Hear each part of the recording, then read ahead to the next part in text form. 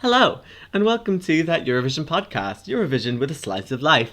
My name is Rory, and I'm not doing too bad today. It's kind of raining outside, and I haven't really done anything today just because it's the weekend, so, just trying to relax as best as possible. But, yeah. So, and joining me? Jazzy, it is also quite rainy here, so I've just been staying inside because, in my opinion, that is the worst type of weather.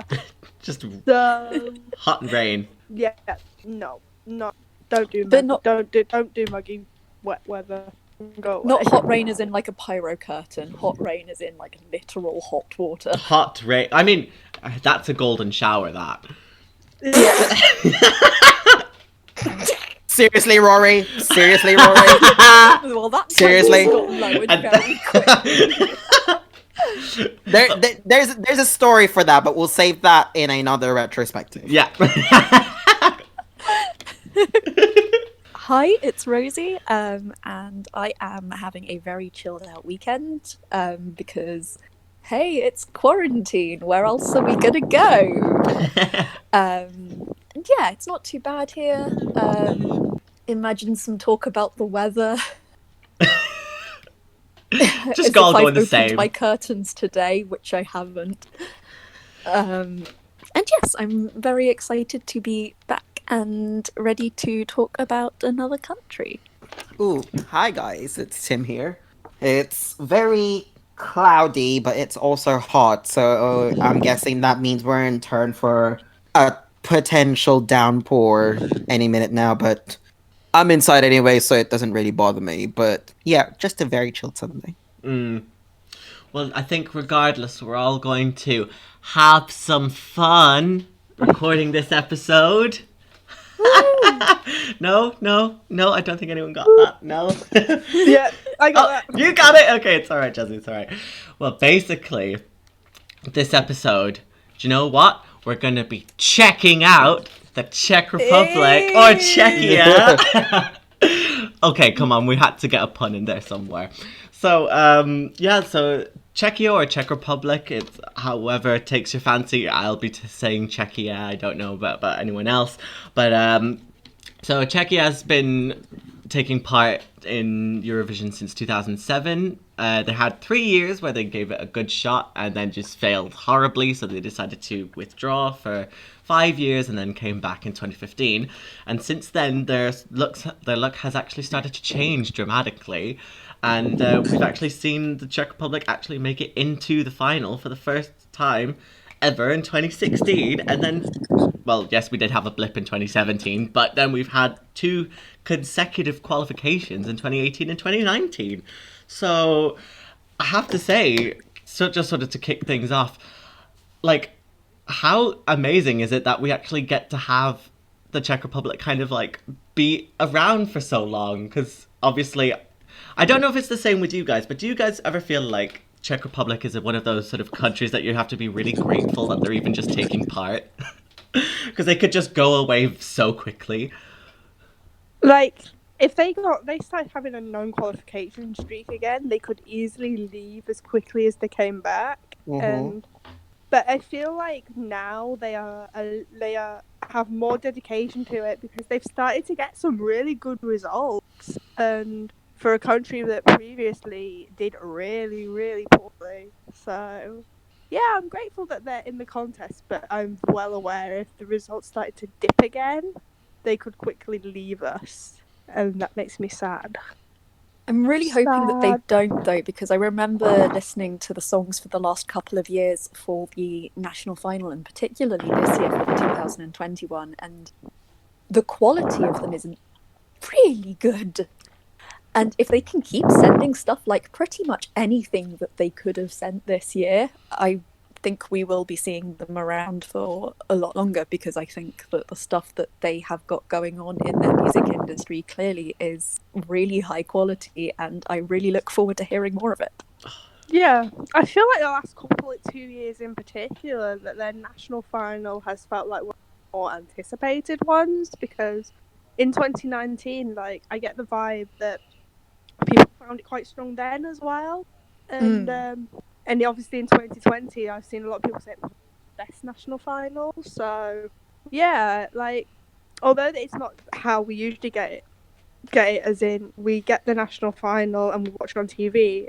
For this weekend, tend to get the national final songs on Spotify, and then we vote based on what we hear from the Spotify version. So, and that's really cool as well. So, I think it's no, I was just gonna say it's kind of nice that they're kind of like diverging from what like the normal sort of national final format is like, so they release them all on YouTube first, and then they have them on Spotify, and then they let everyone take part. I think that's something that's so interesting, and I think it's really like individual, especially from a country like Czech Republic, that you wouldn't expect that, would you?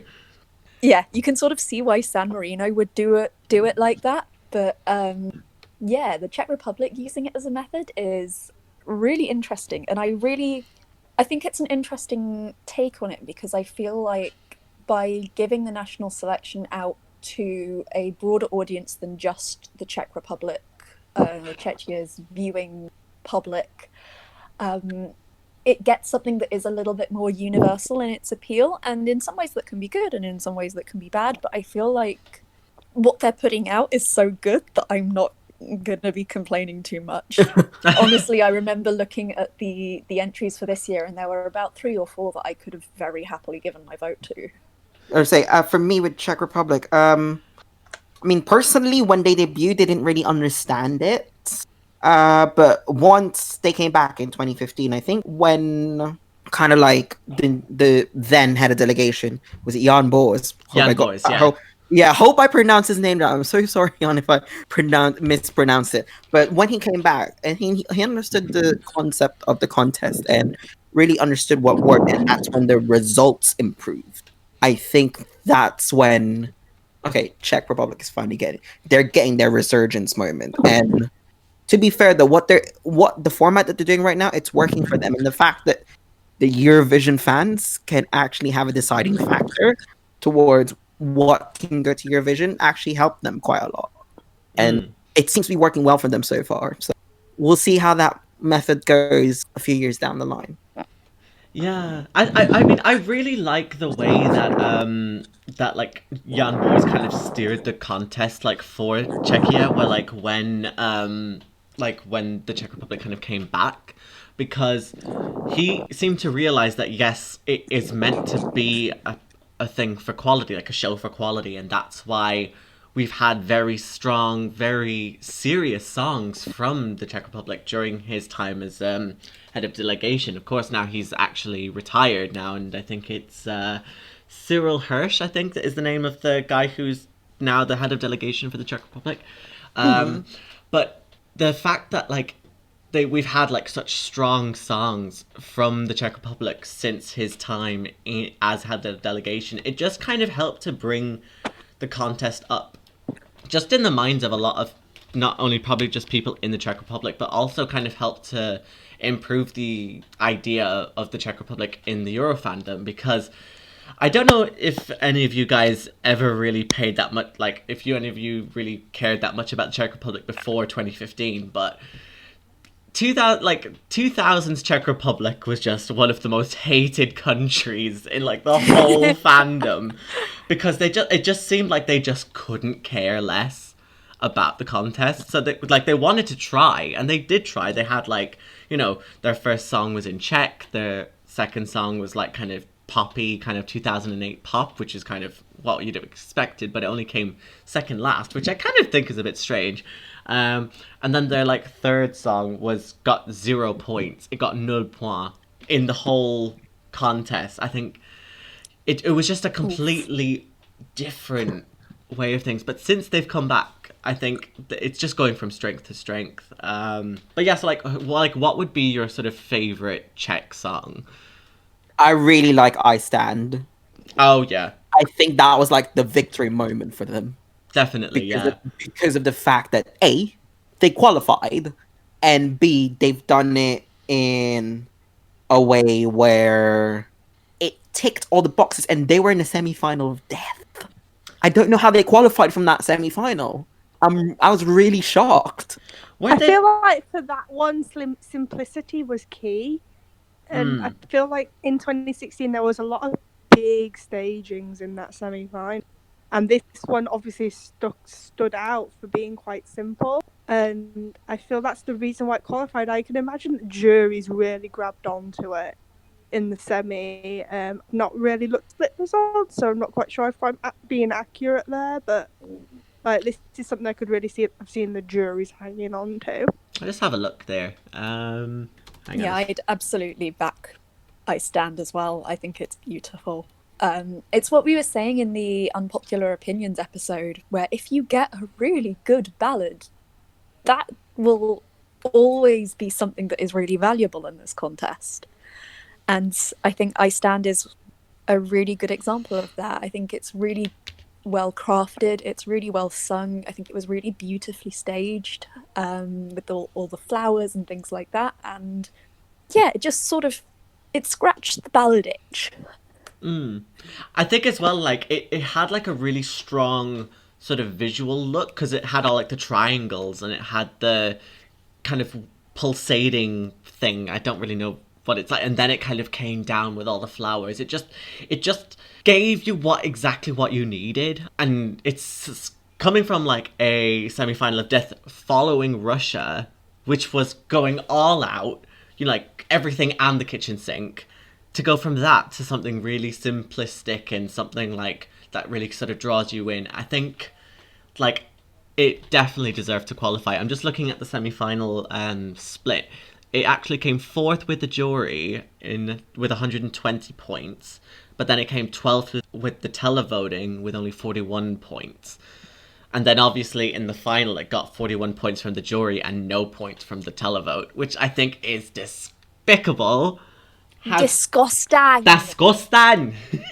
My reaction was like, what on earth is going on in Europe?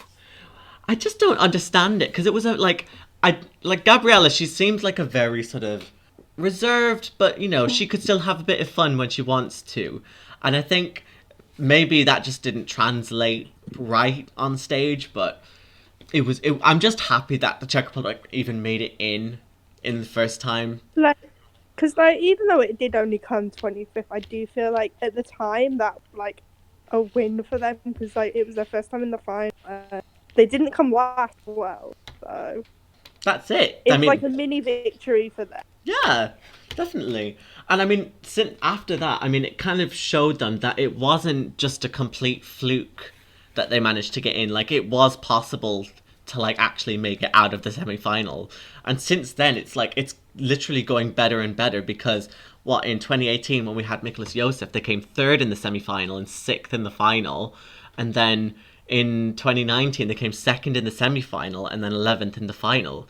So, you know, they're obviously doing something right here, which I think is fantastic. And I think it's really...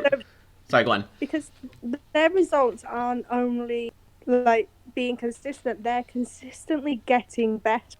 Because when you compare it to 2018 and 2019 they qualified even more easily in that semi than Mikolov did. They won the jury. Will argue that semi is weaker, so it was very easy for Lake Malawi to qualify. But still, it's still an improvement. They came third, and then they came second. Yeah, I mean they won the jury vote in their semi-final, which is saying something. And like they won it by a very clear margin as well, because the second place was Greece with 131 points, but Lake Malawi actually came on top with 157 points. So it was a clear 26 points ahead.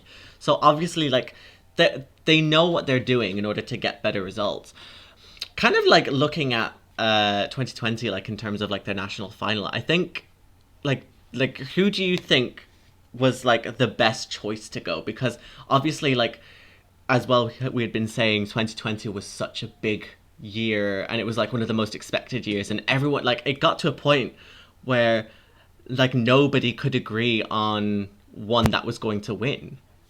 Can I interrupt this for 2 seconds to mention that Daz Sampson has just gone and liked one of my tweets about kinky boots? Like, literally just now. Oh my god. Wow. We love Dad Sampson here. Bearing in mind that he's in my Twitter header. We gotta love that. We gotta stand. Dad Sampson, hit us up. We'll get you on here. We'll get you that PR for Kinky Boots. Please. Kinky Boots should have been in 2019, and I stand by that. You stand by that?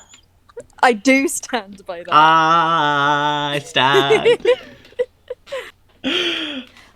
Anyway, this year's selection, the one that really, really stuck with me, and that I think has aged the best of all of them as well, is White and Black Holes by Barbara Mochawa. Oh, I think definitely. that's how you pronounce her name. I think it's so pretty. It's really beautiful. It's incredibly vocally skilled. And I really like the structure of it and the way it grows as a song. But honestly, there really isn't a song there that I don't like. I really liked every single one of them. For very different reasons. And there were some that took a while to grow on me. Kemama took a bit of time to grow on me. The Ellis Mraz and Sis T one. I'm sorry, I can't get over the fact that there's like Sis T. Just from like a gender perspective, that's hilarious. But yeah, that took a bit of time to grow on me. Very, very Meghan Trainor-esque, and I don't like Meghan Trainor as either a songwriter or as a human being, really. So it took me a bit of a while to detach that association, but even once I did that, I've still been really enjoying it. And Pam Rabbit was great, and We All Poop was great, and Olga Darkwater. Yeah, Olga, yeah. I've forgotten. Loved that as well. They were all so good. I would say my favourite was All the Blood by We All Poop. We all poop all the blood, you know? That's it. Yeah. I googled that at one point, and it was like medical advice coming up in my search history. But no, like, despite all the funniness, the song was actually quite high quality, and it reminded me of something by an Article 21 pilot. And it just wasn't something I was expecting. I was expecting it to be a really bad song and something that was a bit jokey, but it wasn't, and I like to be surprised. So, and I quite like that indie feel that the song had as well. So, yeah, would have been my personal favourite. Okay. I really, really liked that one as well. I didn't. It took me a while to kind of get into that one. Like my favorite was White and Black Holes. I still listen to that song on a daily basis, just because I wasn't a big fan of True Colours in 2019. It just didn't hit with me right. It didn't sit with me right, and I felt like it was trying too hard to be like Lana Del Rey. But then when White and Black Holes came out, it just seemed to be a bit more sort of individual, and I think like it sounds very heavenly and very light, and then it's also really dark as well. Like, there's so much going there.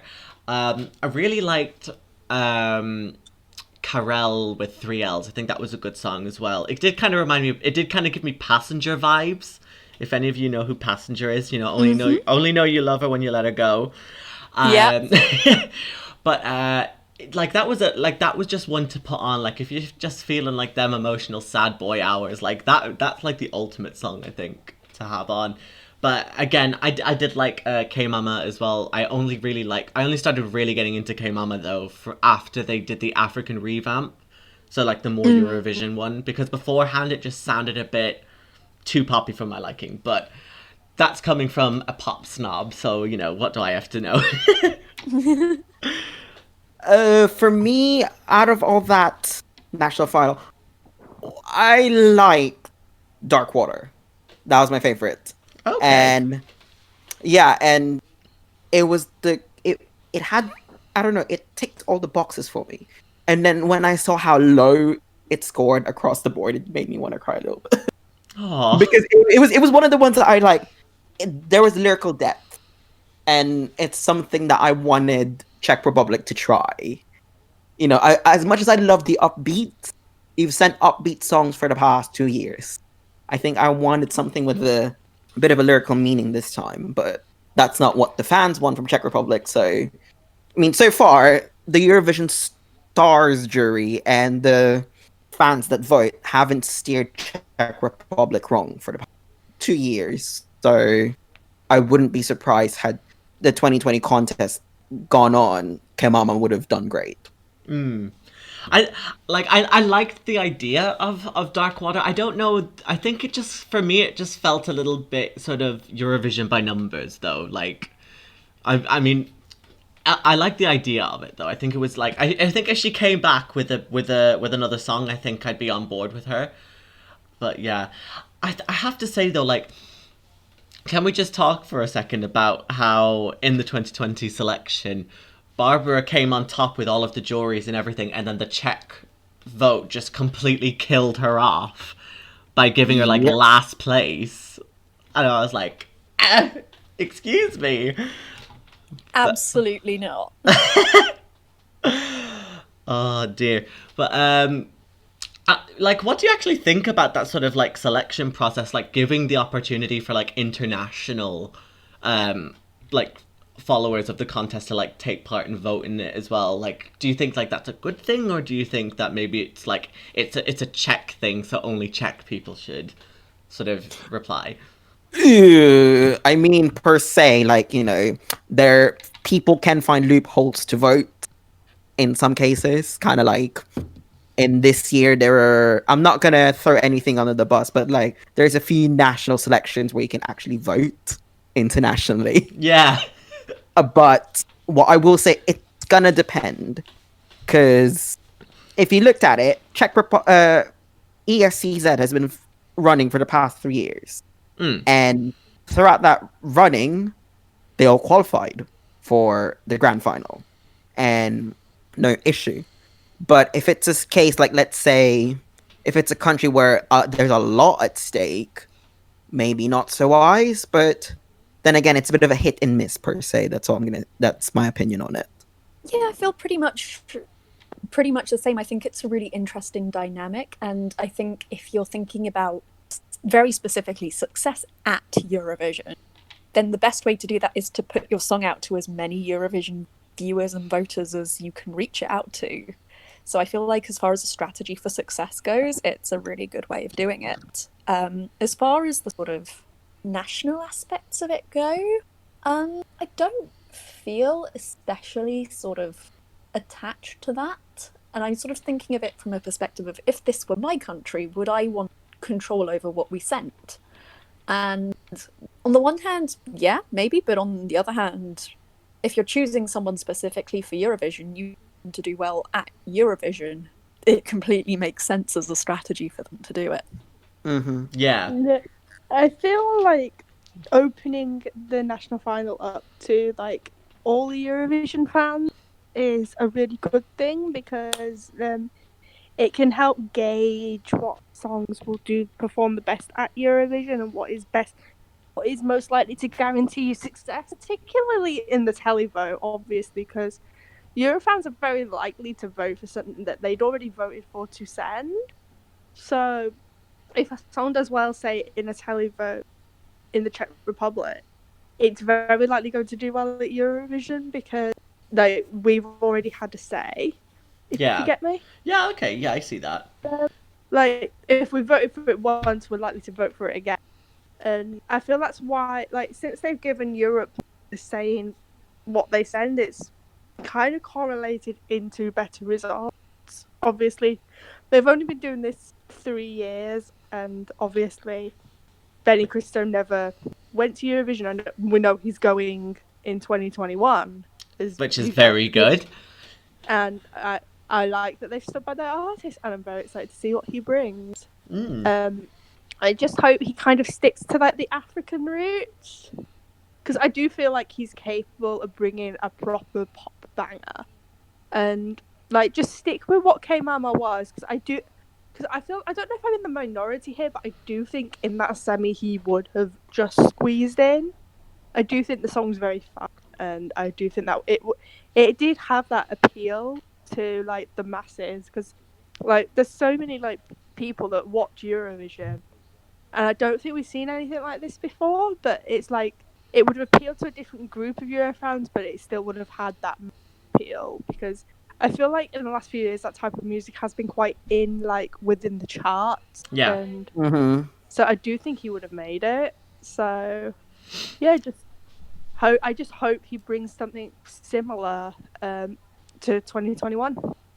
Yeah, definitely. Yeah, I think with with Benny Cristo, I think because 2020 was going to be a very wild card semi-final. Yeah, 2020 was going to be a very sort of wild card semi-final, like the semi-final that Kamima was in. So it could have snuck through. I do hope though that he does kind of come back and carry that on, because like I kind of I grew to like Kamima, and I just do hope that that CT does kind of carry on in that sense with like let him decide how he wants the song to go. I bless him. I don't know if any of you guys watched his video with Nikki Tutorials, watched his interview with Nikki Tutorials, but he didn't actually understand what a revamp was. He didn't really know what it was. So when everyone was telling him that he needed a revamp, he was just like, okay, right, I'll just do whatever you want in order to like make it sound better, which I think is really like humble, and I think it's really modest and innocent, because he just had no idea what was going on. But hopefully it's now, like when he comes back for next year, that he'll have something a bit more. Maybe he might have his own sort of national selection. Maybe that could be really interesting. It would be pretty cool. Like I think that I'd really like for them to adapt what they've done now with like ESCZ, but just like ESCZ Benny Cristo or something like that. I think that would work well for him, because if they just stick with that format and give us a chance to voice our opinions on it and vote, I'd love that. I think I know with 2020 that he was supposed to 2020 the actual selection process was supposed to be broadcast like on live television, but then something happened, so then it just went back to being a like an online kind of thing. So if they were able to make it like a television show, because I think Benny Cristo is like a very big name in Czechia already. So I think if they had the money, they should like make a small little TV show and like let him produce all of the songs, let him like have full control of all of the songs that he's going to do. Now obviously this is all like just hypothesizing, but let him have like a 5-song national final, and then that kind of continues to bolster that kind of support in Czechia for like Eurovision, because it's helping more people participate then, and then as well it's getting a wider audience, because people might have the internet and stuff like that, but they might not hear the song until the actual night of the final or the semi-final that Czechia is in. So it's good to have that kind of move onward, but yeah, just kind of like, just think of how many revamps K-Mama could have had in the year between now and imagine between now, like between when it was released until, I don't know, maybe like this time next year when he actually goes. I wonder how, like, maybe the song would have just completely like changed by that point. It would have just been a completely different song altogether. Like the apocalypse is happening and Benny Cristo is still revamping K-Mama. No, I like the fact that they were all like Benny Cristo did all that revamp for Kamama for nothing. Yeah. Oh my god. Everyone was like, all those revamps for it to just get cancelled. Bless him. Well, I mean, now the fact that he's coming back next year, he can just pick another song and then just revamp that 5 times and then it'll be fine. Exactly. So it's like, just let the balance of the universe just kind of work everything out. It should be fine. But I must say, I like looking at like how sort of like the Czech Republic has had a bit of its own sort of renaissance, I guess you could say.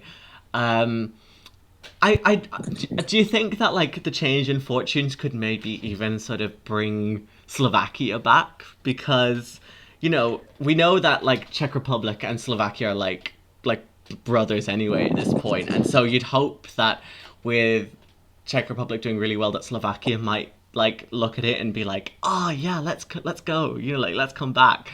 Like, do you think that could actually happen now? Like, imagine if like Czech Republic actually wins. Oh, would be amazing. Like, the only like thing that I have with that is I feel like if they were going to come back, they'd have came back in 2019 on the back of Mikolas Joseph, and they didn't, and that kind of leaves me a little less hopeful. Don't say that. We love Slovakia. I think if they come back, they need to do a radical change, like every returning country has ever done.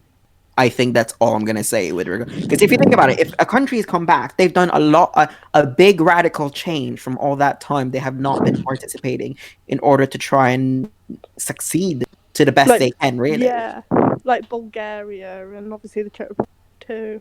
Mm. Like they've came back and they've like had complete turnarounds in fortune. I just feel like for Slovakia, it would be a lot on their shoulders, because if they come back, all eyes are going to be on them to follow in their footsteps. Oh yeah, for sure. Yeah, I think though, like I know that when Slovakia came back to the contest in 2009, like I know that was because a lot of Slovakian artists were like telling them to go back. So maybe we need to kind of like start fostering like a need to come back from other Slovakian artists so that we can kind of edge them back in. And then I think, because there is a lot of like good music that comes from that region, especially like, you know, looking at Hungary, looking at Austria, Poland, Czech Republic, like there's so many good artists there. I don't see why Slovakia, like, and like the way that the contest has changed since Slovakia has taken part, I think it really would have a chance of like actually doing really well. It just means that, you know, they have to start putting in the work, because then if they put in a really good song that really does well, like imagine if like Hororoni came back, like for like in 2021, that would have been a perfect song. I think that would have done really, really well and it would have qualified.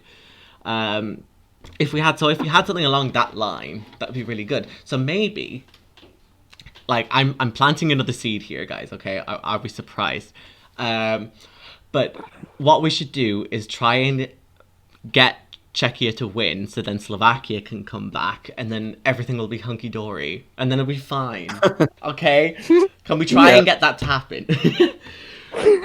I think there's an interesting point to be made as well about the way that the internet has been able to change national selections and almost the sort of democratization of them, if I'm to get very sociological about it. Okay. And how it gets more people engaged, and how it almost makes a national selection, like the way that the Czech Republic does it, almost more accessible, because you don't have to put all that money behind a big stage show or a TV production or that sort of thing. It makes it a much more accessible and also more international way of being able to choose your representatives. And I feel like for a country like Slovakia, if they were looking to come back, that would be a really good model for them to look at, because on the one hand, you don't have to spend all the money on producing a national final as a TV show. But on the other hand, it means you get that sort of diversity of audience opinion and representation, and allows that sort of wider reach that might well help you to gain that sort of success back again. So I think there's a really interesting idea in what the Czech Republic is doing, to be able to be sort of a model for other countries to be able to regain that sort of success, or to gain the success if they never had it previously. I think even just coming back to like returning countries like Bulgaria had the same sort of thing, like getting the fans involved in the selection of the songs, and then like having that sort of hype build up for it, because like look at how it was in 2018, 2017. They actually got a lot of contributions from like Eurovision fans, like say, okay, this is what we're trying to go for, what do you think we should do?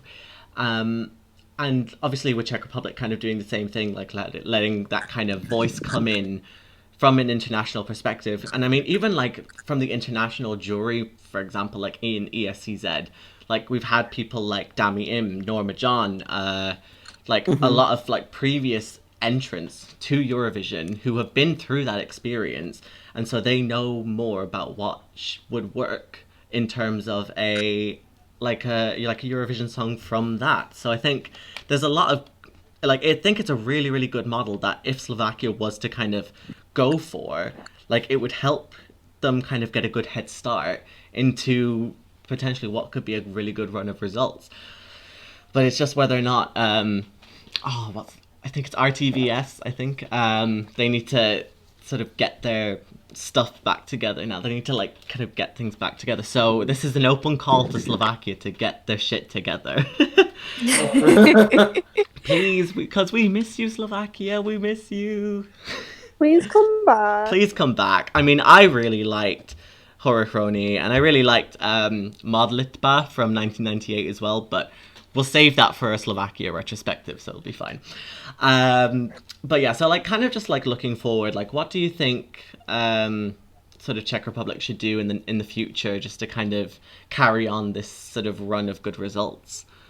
I'd say keep at it for the minute, because their format of selecting their act is very unique at the moment, and it's doing them justice on getting through to the final and giving them the results they deserve. So I'm just saying, sit tight for the minute until something catastrophically F's up at some point. Which I don't think will happen. Let's but not tempt fate.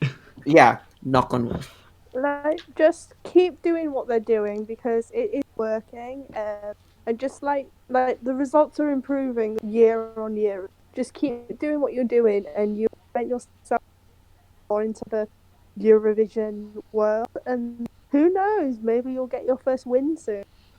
I think the other thing as well, as much as I would completely agree with what Tim and Jazzi have said, I think the other caveat I'd add to that is that the way their national selection works at the moment as well is that it's not just having that sort of online national selection and the international selection aspect of things, but it's also the fact that the songs they're sending feel very representative of the artists that are presenting them.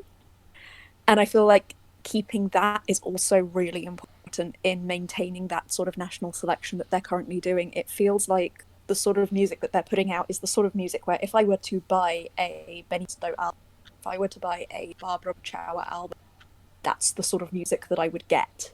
And it feels very much artist-led and artist-driven, and I would really, really like that to continue as well. Definitely, yeah.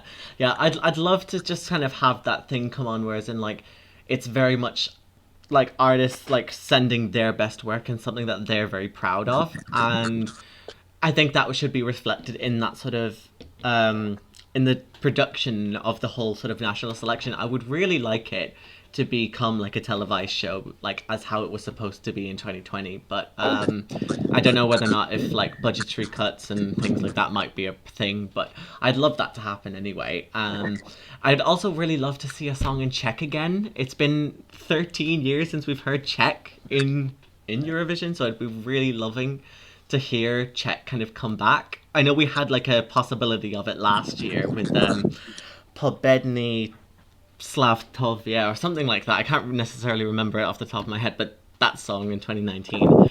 I would love it if they did kind of have that sort of national element, maybe, perhaps. Obviously, though, it would have to be reflected in the overall sense of whether or not that's a good idea or not. But I just hope something good will come out of it soon, because Czech Republic, they've been serving us quality in the past couple of years, and it's only fair that they have their success rewarded, and their effort rewarded with good results. And it's what's happening at the moment, but let's just hope it kind of carries on in the near future, because I don't mind going to Prague. Prague looks lovely. Oh, it's beautiful. It would be so great to have one there. Would be amazing. And another thing is, I'd really like a cheap Eurovision now. I've had enough. Oh, yeah. Please. Yeah. Just let some, Czech Republic or, I don't know, Bulgaria or Macedonia win, please, because it's so cheap just to go out there, please. We need another Ukraine 2017 moment. Oh, dear. So do we have any sort of closing points on Czechia? you're doing well. We hope to see a win from you shortly. Yeah, just keep doing what you're doing. Keep sending radio friendly, and you will get that win eventually. She was my neighbour when we were 13. She moved back in. Wait, how did she move back in? And that's something I still don't get from Friend of a... Those lyrics just make no sense. The lyrics just confuse me so much. Like, also, he's listening through the wall at people having sex. It's really weird. Albert Cherney has a lot of questions to answer for, and, you know, if we can, like, at him at the moment and call him out and, like, explain these questions for us, that would be very much appreciated. Oh dear. But yeah, so that takes us to the end of this episode of That Eurovision podcast. I'd really love to thank Tim, Jazzi and Rosie for coming along in this fantastic journey to the Czech Republic and Czechia and for checking them all out. And yeah, so please do continue to follow us on all of our social media. We're on Facebook, Instagram, and Twitter at That Euro Podcast. We're also on Spotify as well, so please do follow us there to make sure that you get notified whenever a new episode comes out. And yeah, in the next couple of weeks, we'll be continuing on with these country retrospectives as well. We might have also a couple of other surprises up our sleeve for you. So yeah, so do stay tuned for that. And shall we all say goodbye? Bye. Bye. She's only a friend of a friend of a friend of a friend of a friend of a friend of a friend of a friend of a friend of a friend of a friend of a friend of a friend.